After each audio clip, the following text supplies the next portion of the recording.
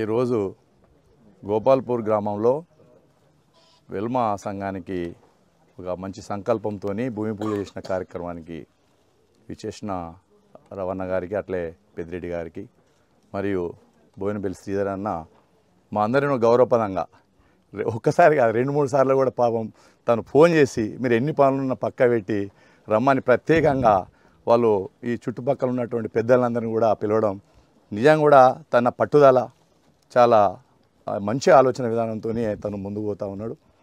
అట్లాగే రామన్న కూడా వాళ్ళ ఫాదర్ తండ్రి గారైన రామన్న కూడా చాలా మంచి వ్యక్తి, 10 మందికి సాయం చేసే వ్యక్తి ఉన్నటువంటి గుణతత్వం ఉన్నటువంటి వ్యక్తి బోయినపల్లి రామన్న గారు.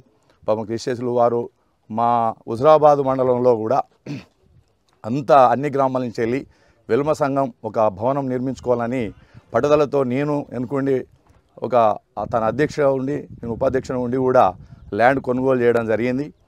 పాపం తన సంకల్పం ఉండే అక్కడ వాస్తవానికి కూడా ఆ యొక్క ఫంక్షన్ హాల్ కూడా వెంకట్రావు గారు కూడా కొంత డొనేట్ చేస్తాడు. పాపం అందువల్ల కొంత ఆగిపోయింది.